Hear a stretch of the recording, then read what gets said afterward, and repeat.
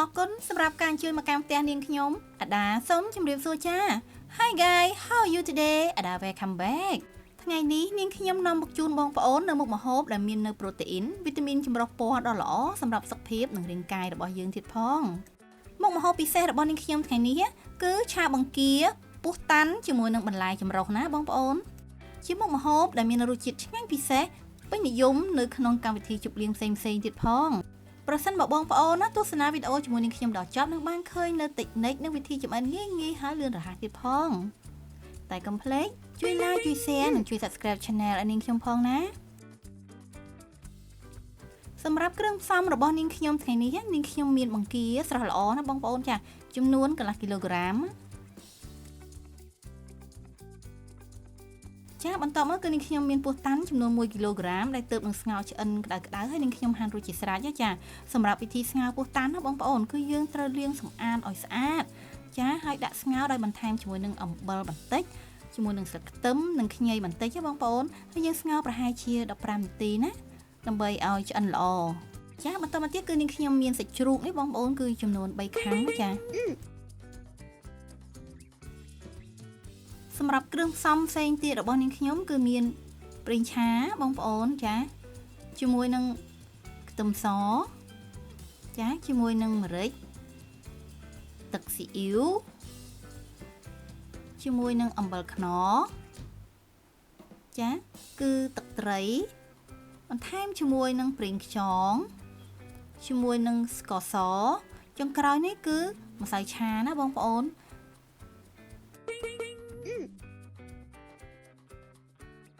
សម្រាប់បន្លែវិញគឺនាងខ្ញុំមានដូចជាផ្សិតណាបងប្អូននេះគឺផ្សិតស្រស់ចាផ្សិតសរបស់យើងនោះឬក៏យើងហៅថាផ្សិតជើងទាចាជាមួយនឹងផ្សិតក្រៀមចាជាមួយនឹងផ្សិតកំប៉ុងណាបងប្អូនចាហើយក៏មានជាមួយនឹងទំពាំងកំប៉ុងដូចគ្នាចាមាននៅផ្កាខាត់ណាពណ៌បៃតងចាជាមួយនឹងផ្កាខាត់ណាពណ៌សបងប្អូនចាជាមួយនឹងម្ទេសផ្លោកពណ៌មាននៅការ៉ុតផងដែរណាបងប្អូនចាក៏មានជាមួយនឹងស្និតពោតចាជាមួយនឹងជីវ៉ាន់ស៊ុយជាមួយនឹងម្ទេសម៉ាឡេហើយចុងក្រោយគឺស្លឹកខ្ទឹមបងប្អូនសម្រាប់បន្លែបងប្អូនណាអាចបន្ថែមឬក៏បន្ថយបន្លែអ្វីទៀតក៏បានដែរចាតាមចំណង់ចំណូលចិត្តណា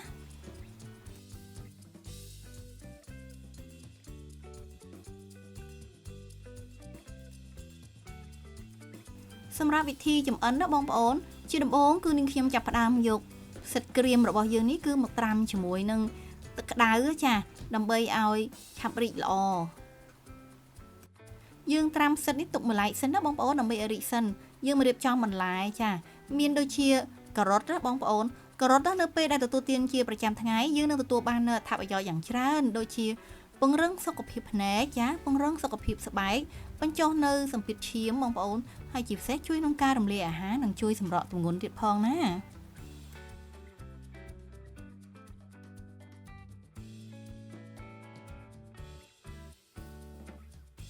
សម្រាប់ផ្កាខាត់ណាសវិញគឺមានផ្ទុកនៅវីតាមីន C វីតាមីន K ហើយក៏ជាប្រភពដ៏ល្អនៃ folate ដែលជួយដល់ការលូតលាស់នៃកោសិកានិងការចាំបាច់កំឡុងពេលដែលយើងមានផ្ទៃពោះបងប្អូនផ្កាខាត់ណាសគឺគ្មានជាតិខ្លាញ់និងគ្មានកូលេស្តេរ៉ុលហើយមានជាតិសូដ្យូមទៀតផងចាសម្រាប់ផ្កាខាត់ណាពណ៌បៃតងវិញគឺមានអត្ថប្រយោជន៍យ៉ាងសំខាន់សម្រាប់សុខភាពរបស់យើងណាគឺជួយកាត់បន្ថយហានិភ័យនៃជំងឺមហារីកជួយការពារការខូចខាតកោសិកាដែលនាំទៅដល់ជំងឺមហារីកបងប្អូនជួយឲ្យយើងមាននូវសុខភាពល្អសម្បូរនៅវីតាមីន C គឺជាសារធាតុប្រឆាំងនឹងអុកស៊ីតកម្មដែលផ្ដល់ផលប្រយោជន៍យ៉ាងច្រើនប្រភេទណាចាជួយឲ្យស្បែកយើងមានសុខភាពល្អហើយកាត់បន្ថយហានិភ័យនៃជំងឺទឹកនោមផ្អែមទៀតផង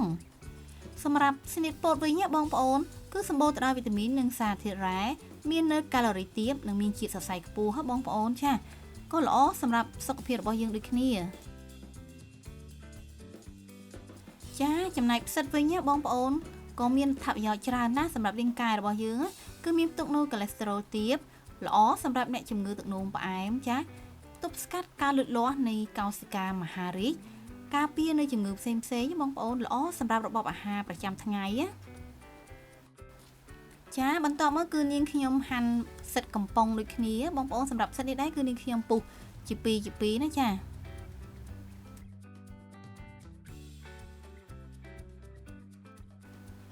បន្តមកទៀតគឺនាងខ្ញុំហាន់ទំពាំងកំប៉ុងបងប្អូនសម្រាប់ទំពាំងនេះដែរគឺនាងខ្ញុំហាន់សាច់ទទឹងប្រឆិតបែបនេះណាបងប្អូនចាដើម្បីឲ្យទំពាំងរបស់យើងនឹងផុយល្អចាសម្រាប់ផ្សិតដែលយើងបានត្រាំទឹករីករួចហើយបងប្អូនគឺនាងខ្ញុំច្របាច់អំបិលបន្តិចហើយលាងទឹកឲ្យស្អាតចារួចហើយកាត់ផ្នែករឹងនឹងចេញណាបងប្អូនប្រសិនបើផ្សិតនឹងធំគឺយើងពុះជាពីរណាចាតែបើផ្សិតនឹងតូចគឺយើងមិនបាច់ពុះទេ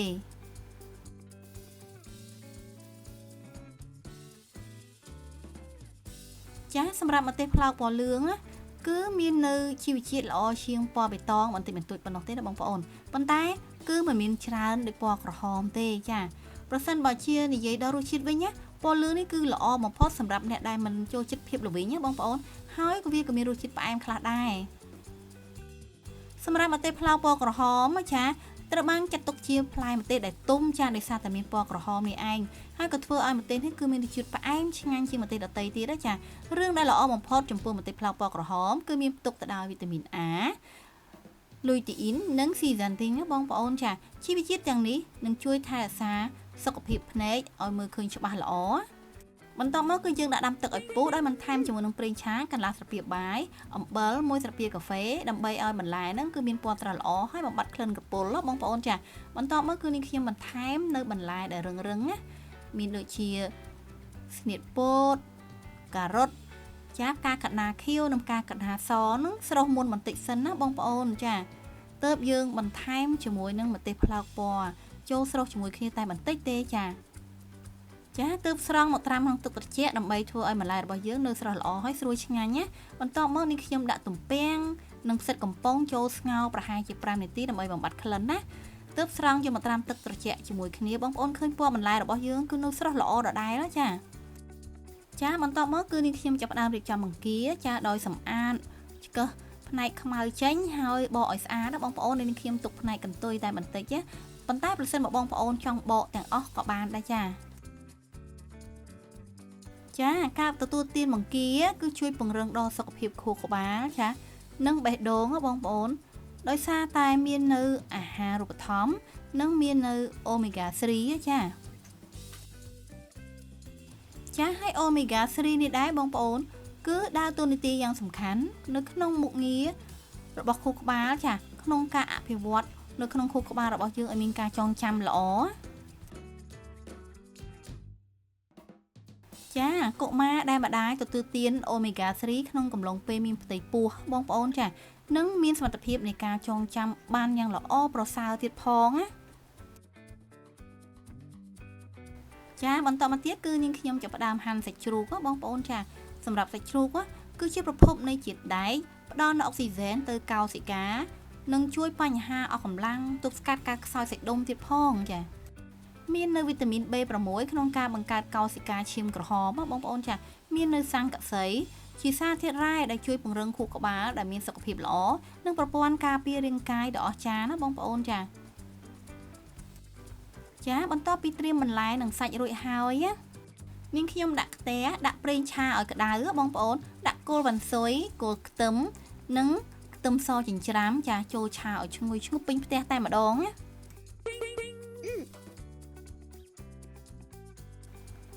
ាបន្ទាប់ពីខ្ទឹមរបស់យើងឈ្ងុយហើយគឺយើងដាក់សាច់ជ្រូកចូលឆាមុនសិនណា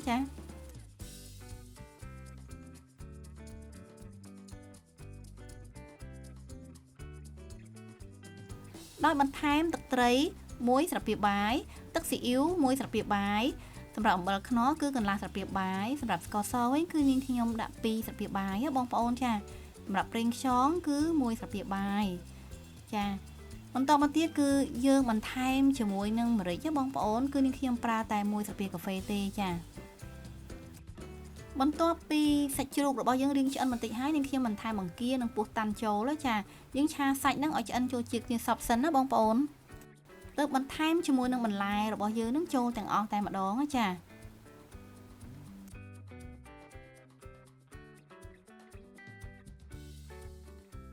ចាយើងឆាបន្លែនិងសាច់របស់យើងហ្នឹងគឺឲ្យចូលជាតិគ្នាបានល្អសិនណាបងប្អូនដោយយើងបន្ថែមជាមួយនឹង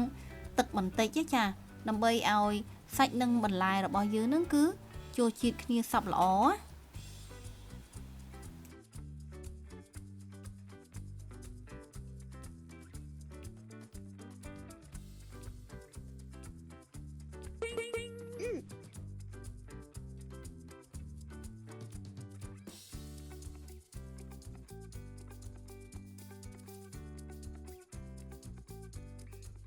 ចាបន្ទាប់ពីបន្លែនិងសាច់របស់យើងនឹងចូលជាតិគ្នាសព្វល្អហើយបងប្អូនគឺនាងខ្ញុំបន្ថែមជាមួយនឹងម្សៅឆាចាមួយស្លាបព្រាបាយលាយជាមួយនឹងទឹកមួយកូនចានចង្កឹះចាយើងចាក់ចូលដើម្បីឲ្យឆារបស់យើងនឹងមានទឹកខាប់បង្កើនរសជាតិកាន់តែឆ្ងាញ់ណាបងប្អូនចានៅពេលដែលបន្លែរបស់យើងឆ្អិនហើយចុងក្រោយគឺបន្ថែមជាមួយនឹងស្លឹកខ្ទឹមជាមួយនឹងជីវ៉ាន់ស៊ុយបងប្អូនគឺរសជាតិស្រេចតែម្ដងមុខម្ហូបឆាបង្គាពោះតាន់ជាមួយនឹងបន្លែចម្រុះរបស់នាងខ្ញុំឆ្អិនហើយមិនត្រឹមតែមានក្លិនឈ្ងុយរសជាតិឆ្ងាញ់ទេថែមទាំងមានអត្ថប្រយោជន៍យ៉ាងខ្លាំងចំពោះសុខភាពរបស់យើងណាជាពិសេសជាមុខម្ហូបដែលពេញនិយមនៅក្នុងពិធីជប់លៀងផ្សេងៗទៀតផងចាបងប្អូនក៏អាចចម្អិនញ៉ាំនៅក្នុងគ្រួសារបានយ៉ាងងាយស្រួលហើយលឿនរហ័សទៀតផងចាប្រសិនបើបងប្អូនមានចម្ងល់អ្វីអាច comment នៅខាងក្រោមវីដេអូរបស់នាងខ្ញុំបានណាចាប្រសិនបើបងប្អូនណាពេញចិត្តនៅវីដេអូរបស់នាងខ្ញុំមកកុំភ្លេចជួយ like ជួយ share និងជួយ subscribe channel នាងខ្ញុំផងណាបងប្អូននឹងបានជួបជាមួយនឹងអាដាជួបជាមួយនឹងរបបអាហារនិងចំណេះដឹងផ្នែកសុខភាពទៀតផងជាចុងក្រោយនាងខ្ញុំក៏សូមអរគុណសម្រាប់ការចំណាយពេលវេលាដ៏មានតម្លៃក្នុងការទស្សនាវីដេអូជាមួយនាងខ្ញុំណាជួបគ្នានៅវីដេអូក្រោយៗទៀតណាជម្រាបលាអរគុណ